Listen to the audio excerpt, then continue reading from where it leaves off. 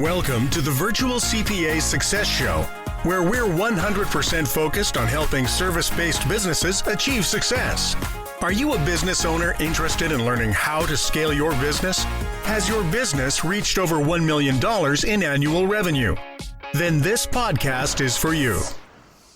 Hello and welcome to today's podcast. I'm really excited about today's episode because we get to talk with some of the Summit employees. So one of the best things about working at Summit is we have great people. And so the reason we're doing today's podcast is because we know a lot of companies are moving to either a distributed or a remote model. And we wanted to talk a little bit more about ours. This has actually been a pretty requested podcast. People are always curious about how we make remote work and what it does for our people as well as the ownership in the team. So we decided today to bring on two of our employees that actually have pretty unique situations in terms of the way they work with Summit. And so we have Angie Douglas and Mikala Page here joining Jody and I as normal. So Angie, I'm going to start with you. You want to give us a little bit of background about your time with Summit and kind of how you kind of became the Summit mascot there for a while, as we called you when we went out and traveled. So if you want to go a little bit into your background, really appreciate that.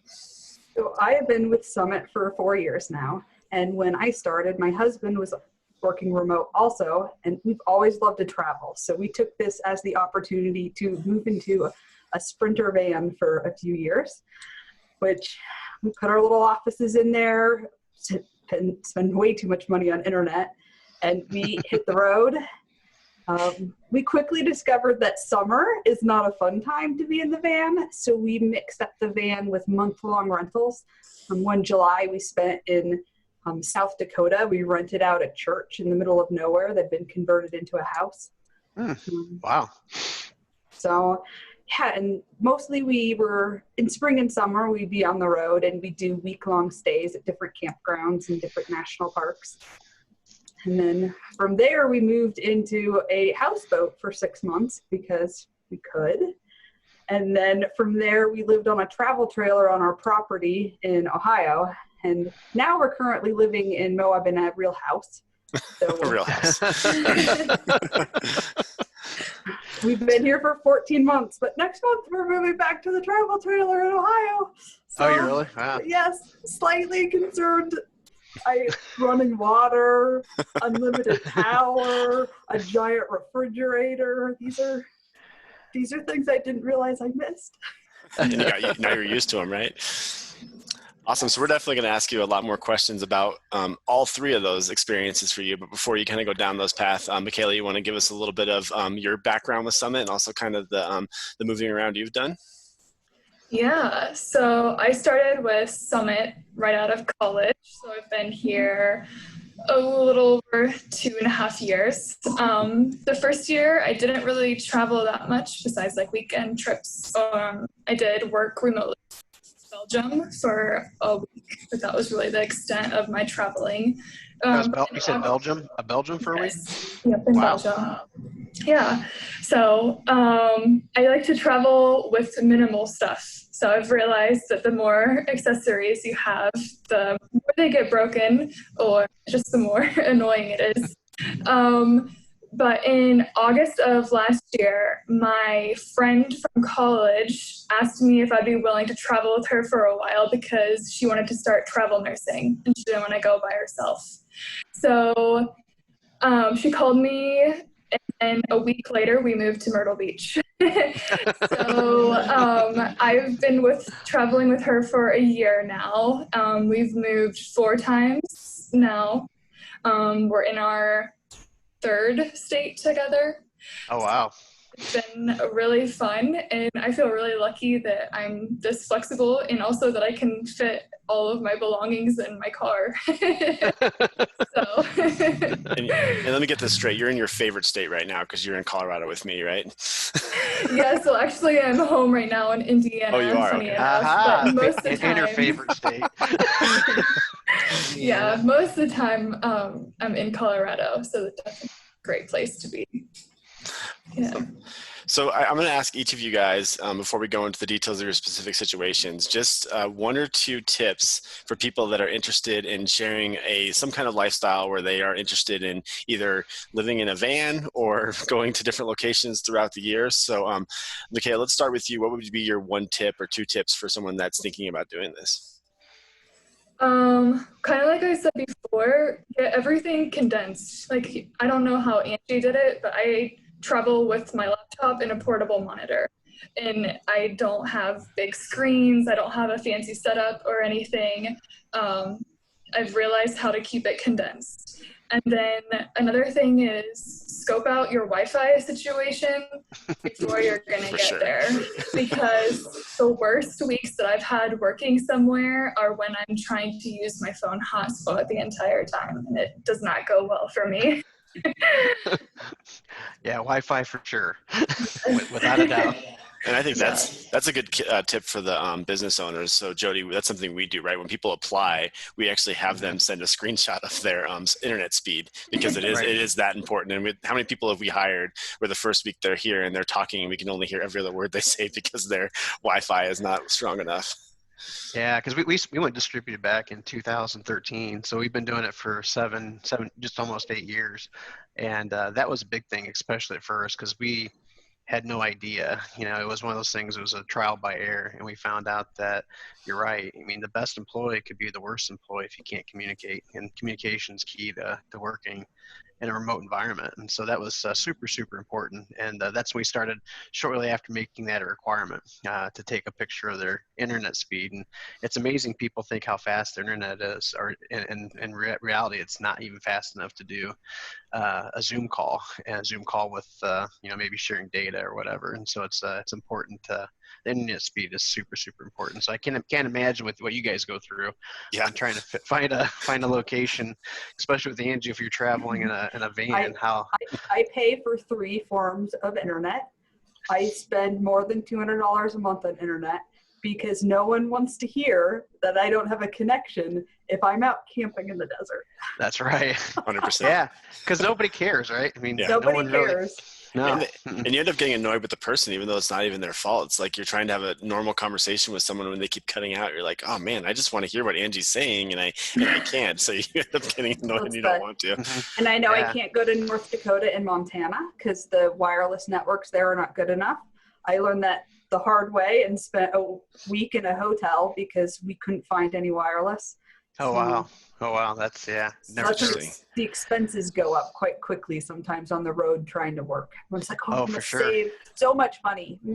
I don't. I don't. And I think the other thing too is you kind of have to try it out. Because I know when I first started at Summit, my internet speed was fine. But what the internet provider I had is they would just have like 2-minute lapses during the day where the internet would just stop, and like you'd be working on something and all of a sudden everything would freeze up. And so I had to end up changing internet providers. And that was back when we were actually on a network.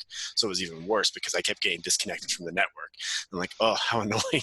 Now it's a little easier because we have this really cool router actually, and it flips to our backup internet within seconds if the primary goes out. That's cool. That's an idea. Yeah. I don't have that, unfortunately. For your 3 internets you pay for? Yeah, exactly. So Angie, what are a couple of your tips that you would recommend? Definitely researching the internet. It is something you don't expect being at home and having really good access to it. And there's a lot of apps out there that help with coverage. So researching those before you decide to go somewhere, and don't try to switch locations mid-work week. Like, do it on Saturday. Give yourself time to get to work. So yeah, I think that's true even when you're looking to buy a home. A lot of times you don't think about it, but you go to and buy a really nice home, and then you get in and you realize it doesn't have internet. Or low speed internet. That's like one of the first things we tell people. If you're going to move, check the internet out before you move. Make sure that it's got high speed internet. And I remember having an employee, this is probably about 6-7 years ago, and she moved 3 different times and could not find before she realized, hey, I really need to have internet, because she was doing exactly what you're doing, Angie. She was using her phone as a hotspot. She was trying all different types of things, satellite, you name it, and it just wasn't good enough really for this type of environment. So I'm excited for the new satellite options that are coming out in the future, though. Yeah. We're They're like, not here yet. They're not here yet. We're like, oh, maybe keep we want talking to about get maybe we want to get a bigger van and hit the road again. There you go. So other than internet, Angie, any other tips that you've found to really help you especially I guess going back to like the nomad life when you were kind of bouncing around, like any tips at that point that really saved you from time to time? Like Mikala said, don't own things. Yeah. Also, don't get a dog. Yeah, pets would be kind of tough if you're driving around the country for sure. Right. So I'm gonna throw it back over to you, Mikala. So you talked a little bit about, you've lived in 3 locations in the last year. So talk a little bit about some of those transitions. And again, we talked about internet speed quite a bit, but finding a place to live and finding all that stuff. What are the other things that you think about? Obviously, people know how to move, but when you're doing it that frequently, any other things people need to think about if they plan on living that lifestyle? One other thing that I always try to figure out before I move somewhere is where in the house or apartment that I'm going to work. So normally I don't see a location until I get there. So I'm flipping through the Airbnb listing or whatever it happens to be. And I think, okay, could I set up there? Because the first place we moved was Myrtle Beach, and I ended up working at the dining room table for 3 months, which wasn't necessarily bad because my roommate was on night shift. So she wasn't really home during the day, but when she was home during the day, I'd have to mute myself if like the blender was on, or you don't think about that kind of stuff. Or sometimes I would work on our porch, and then if you hear cars going by all the time or a giant semi goes by. So the last few places I've been lucky and I actually have an extra bedroom that I can shut the door or block out all the noise somehow, or a little corner or a basement. So I have to keep that in mind too. Yeah, I think the door is hugely important. I mean, typically we tell people that you really need to have a door in order to work remotely. You can't do it on the kitchen table. You can't do it on the couch. You can't do it you can do it, but it's very difficult, very distracting, especially if you have kids or if you have a significant other that's there, mom or dad or whatever. It's really, really tough. Barking dog. The environment's tough, but the other thing is that quitting work, hey, when do I stop working? Sure. If you're on the kitchen table, it's just so easy at 8 o'clock at night to pop back on and start doing work, or even later, and that's not healthy either, right? So you want to make sure that that door, that when you can shut the door, you're done with work. Work's done. Now you're doing family stuff, and it limits the urge. I don't know what kind of psychological phenomenon it is, but it definitely helps manage work-life balance, I think, a lot better having that door versus, like you said, a kitchen table or a couch, because that would be horrible. I'd be working all the time. I've heard of that, people having the desk all set up in their bedroom, and like I can't tell you how much I recommend that. It's like you roll over in the morning and it's 5 o'clock, and you're like, oh, I really should be working on that report for the client, and you're like, no, that's not going to work. So yeah, I've heard of that. That's craziness. So. Cool. So, Angie, I'm going to throw it over to you now. I'm sure a lot of people are really interested in getting the van set up. I know I worked with you quite a bit during the time when you were in the van, and there were definitely some lessons learned where early on it was, you'd see you and you'd see the horse behind you or whatever, and I think you really perfected it. So you kind of want to talk through that process a little bit and what some of the mistakes you made, but also where you ended up where it really got quite comfortable. First, we did have a separate bedroom. Our van is 2 stories. It has a pop top. So it's really nice to have that separate sleeping area because, again, who wants to work in their bedroom? We never perfected the 2 people in a meeting in a small space. Because you guys both worked remotely then. Yes, and if we both had a meeting at the same time, that was hard. But people were tolerant. You're good on mute. Yeah, sure. But the main thing was not moving that often. We weren't road tripping during this time. We were at one place for a week or 2 because going to North Dakota, we thought, oh, this will be great. We were just popping up from South Dakota, and we get there on a Saturday, and we tried 5 different campgrounds that weekend and realized we couldn't find internet, but we still had time to drive a few hours to get a hotel that we knew would work. So that not expecting to just be out and doing things and knowing that if you're somewhere, you're not going to be doing things after work. The chores list gets big. You don't have a dishwasher. I had to manually make my coffee. So those things just took a long time. But man, on the weekends, you're just in these amazing locations that you can go explore all weekend, and it makes it worthwhile. Now, Angie, am I correct in remembering at one point, and again, it may have just been one time, where your husband was driving and you were actually trying to have a meeting while he was driving? Am I remembering that correct? Because I think I do. I don't know, I'm making that up.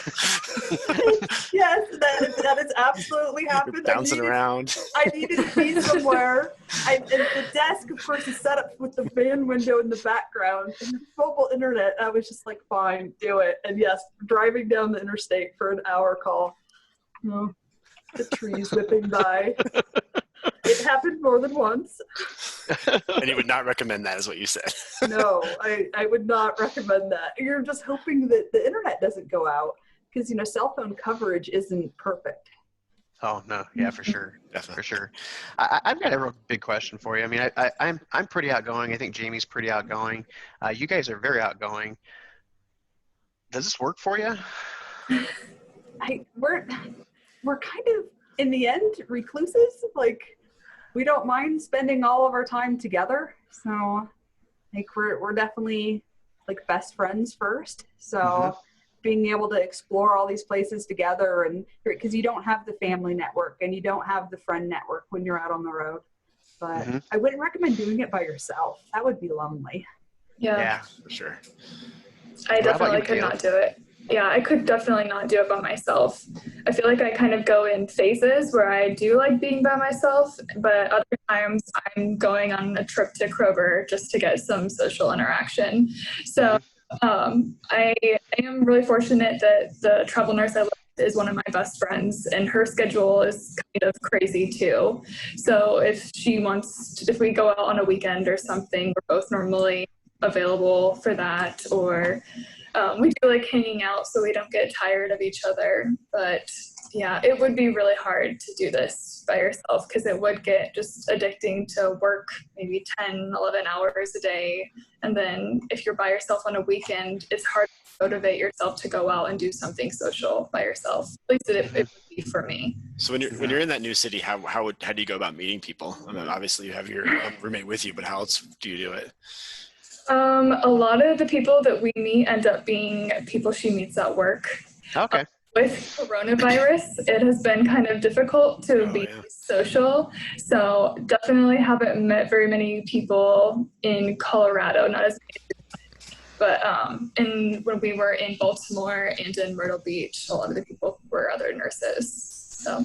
Yeah, we talked about doing lunch when you're out here, and I'm too scared with coronavirus. I don't want to I think we can go to restaurants now, so we need to definitely do lunch here in the next couple of weeks because it's on record now. So I'll just sit in my car, and you can be pulled up right next to me, and we'll just talk through our cars. We can do a Chick-fil-A drive-through lunch or something.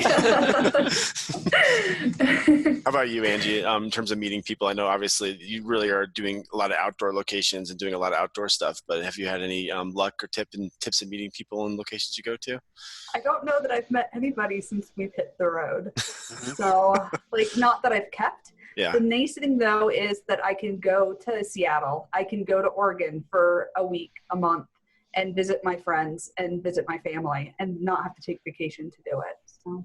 Well, wasn't it in Seattle? Didn't you live on a houseboat for a little while? Yeah, we spent 6 months on the houseboat there, which was amazing. I actually didn't know if my husband got seasick. He's never been on a boat before, and I signed a 6-month lease. Luckily, he actually found it quite soothing because it was a very rocky boat. Oh, really? Great. So any other tips for the boat? I mean, obviously, again, I want to make sure we cover all options here because we've covered driving down the street. We've covered the moving. What about the boat? Anything special that came out of that experience? The good thing is the boat didn't move. It was just docked in a marina, but dealing with a black water tank, that was our first experience. So that was interesting. So there was only one explosion. Only one explosion? Yes. Yes. It gave a new meaning to a poop deck on a boat. Oh my word. Oh, wow. You'll show me pictures. I've got a question for you, kind of turning it back to the business side of things. How do your clients? I mean, what do they think when they know, or do they even know that you're traveling around, or do they ask questions? What's their take on things? Luckily, we work with a lot of really like young, cool clients, and so most of them knew, and they all thought it was really cool. So it gave us a nice like opening. Where are you this week? Mm-hmm. How about you, Mikala? Yeah, I kind of feel like it was the same way. It was kind of a joke at one point. I was in a different location like for 3 weeks in a row, and one of my clients was like, "Where are you this week? Where are you this week?" And I just wanted to be like in a different bedroom of the same place just to keep it going for a little bit. But yeah, I think it's fun, and I think it also helps you it gives you something to talk about with the client besides work. And I found that that's so important just for even casual meetings that last a half hour, just touching base about, oh, I'm doing this. What are you doing? How are your grandkids? It gives you something to talk about besides how much money you have in the bank. So. Yeah, that's really cool. Yeah. So I did. No pushback from clients at all then, it doesn't sound like. I think the main thing is I think it did put more pressure on myself. The same with the internet. Like I can't have it go out because, I'm in a national park. Making sure I get all of my deliverables done on time for the client because they know I'm kind of out playing. So making sure that I'm servicing them 100% because once they know that, they're going to be less likely to give you any wiggle room. Yeah, that's a good point. Yeah, that's definitely true. Yeah. Because it's easy to blame. It's like, oh, she didn't get it because she's traveling, or she was out it's hiking. Like, she wasn't. Exactly. She's not working. She's on the road. Yeah. Especially once they start following my Instagram. I think that's a really good point. I was just going to say that it's not a vacation. Like you think about when you're traveling, you're like, oh, I get to do all this stuff, and people even ask me now, like, oh, what have you done? And I've been working. Like I'm in a place, but it's the same stuff in a different location. I'm still working, I'm still studying, I'm still doing all of the stuff. It's just a different background. So I think it's basically the weekend, right? The weekend you've got, that's your weekend having fun. Yeah. That's a great point. So my kids used to be in a year-round school. So we used to go to Arizona every January for like a month. And so I'd work out of Arizona for a month. And for the first couple times I did it, especially the first couple of days, like, you're there with family and like, oh, let's go hiking today. I'm like, well, no, I have these 3 calls and I'm working from this time. And like every day they thought I was there on vacation. I'm like, no, I'm here for a month. Like I'm going to be working, not like a vacation. And so it's definitely unique when you have a family because, similar to what you dealt with, like I was in a hot bedroom in one house we stayed in and I was there all day, and then like I'd come out at like 4 or 5 and then I'd hang out with the kids and do all the fun stuff, but you still have to make sure you're working when you do those type of take advantage of that lifestyle for sure. So yeah, I remember working when we were just starting out, how I'd go to a baseball game and I would be in the stands and I'd have my computer up and I'd be on video and I'd be going through a meeting with a client while watching a baseball game, or finding a corner in a hockey rink that actually had internet. That was kind of difficult sometimes, but just doing the exact same thing during the intermission, pop out and have a quick 30-minute call with a client. That was a common thing as we're really kind of working through how to work distributed, and clients loved it. I mean, like kind of adding to what you both had said, they thought it was interesting. How's the game going? There was like, they just wanted to be part of your experience, which was really cool. As long as you're prepared, right? Like if you were sitting there, like not understanding the numbers and looking really confused the whole time, they wouldn't have thought it was that cool. But the fact that you prepared for it and then you jumped in, because I've done the same thing at, coaching my son as well. Like where I've had to, okay, I'm going to jump off for an hour while I'm at this basketball tournament and answer some phone calls but again, they think it's cool as long as you're sitting there, like really interacting with them and not like looking disorganized. So go back to that point. For sure. You definitely have to be on your A game. So any other equipment tips? I think, one that I'd like to throw out there is kind of the headsets. I think that, and Mikala mentioned earlier about like the blender in the room and like having your mute button nearby is really important. But any other like of those type of tips in terms of equipment other than like the side monitor, but any other things we haven't talked about when it comes to equipment? I said my router is really important. That's been that's something I'm wall jotting over down there. for sure. Yeah, the router. Yeah, I could use a router for sure. That's a great idea. getting noise canceling headphones and then a microphone that doesn't pick up the entire room. For sure. Oh, yeah. And everybody's had those before. A lot of times you think the Beats or whatever, and you think, oh, this is great. And then you can hear everything that's going on everywhere. Well, whenever my headset goes funky, I have to use my camera speaker, and that thing picks up the whole room, and it just doesn't work. For sure. Right. Yeah, I know we were selling our house once while working at Summit, and I had to take a couple calls from Chick-fil-A because they had the free Wi-Fi, and like everybody could hear everything. So I didn't use my big headset. I just had like the normal like Beats headset with like the earbuds, and people are like, I can hear everything that everyone's saying behind you, James. So I had to. It took me a while to get used to that for sure. So a good point would be testing it out. Before you pop on a call. Yeah, for sure. Yeah. And then I also, oh, you go, Mikala. Oh, sorry. I was also going to say, I love having like a good tech backpack. Like it sounds like just being able to keep everything in one space and I know everything has a place in my backpack and exactly how to pack it up every single time. So that's my office. And if it doesn't fit in my backpack, then it doesn't come with me because it's too much stuff. So. Oh, there you go. We have an office in a box for the van. I've got the same thing. I've got the same thing. My tech backpack. Exactly the same thing. Yep. Yeah, because I travel a ton, not recently, but with COVID and everything, it's kind of slowed it down. But I travel a ton, so I'm on the road typically at least 1, maybe 2 weeks out of the month, and that backpack's huge because, like you said, you've got everything in the same place. You don't forget anything because you know where it belongs, you know where it should be, and going from hotel to hotel, or in your case, Airbnb, or in moving van or whatever. You have there, it's important to have all that together so that you don't misplace things, because the worst thing is popping into a new location, not knowing your surroundings, and then you forgot your headset at the last one, or or the cord, your power cord into the wall, that type of thing. The quality is super important too, because I don't travel nearly as much as Jody, but I travel quite a bit. And I remember the first backpack I had, it lasted like 4 trips before the seam started bursting, and like you could see the laptop sticking out of one corner of it. I'm like, I guess I should have upgraded backpack on that one. So I think I gave you that one actually. You may have. Mine did the same thing. I don't want to say it, but yeah, you did. Yeah, mine did the same thing. Exact same issue. I went through like 3 backpacks within a year. It was like not good. Definitely. And then for van life specifically, beyond the internet, the power consumption was a very interesting thing, because we were on solar, and it's shocking the difference in monitors and what power they draw. So, because I was using a little mini PC with 2 full-size screens because I can't do laptop, it's too little.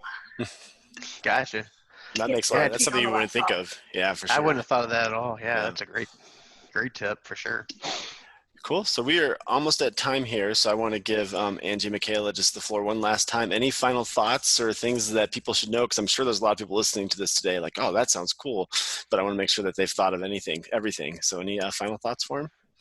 Definitely research before you go out. Read about people that, not bloggers. Bloggers don't count on van life. They're not working, 8 hours a day and having client meetings.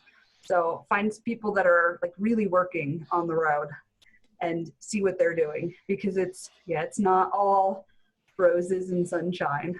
It's fun, but it's a lot of work. That's why I've been in a house for a year. Taking a break from the traveling. Awesome. Mikala? I was just going to say, plan ahead, know what you're getting yourself into before you get there. Plan for Wi-Fi and go with somebody, so it's more fun. Yeah. Awesome. Great. Well, I definitely appreciate you guys taking the time to join us today. And I thought this was a really fun podcast. So really appreciate it. Yeah. Time has flown by for sure. I know. Enjoy this episode? Visit our website at summitcpa.net to get more tips and strategies for achieving modern CPA firm success. We're here to be a resource in this ever-changing industry.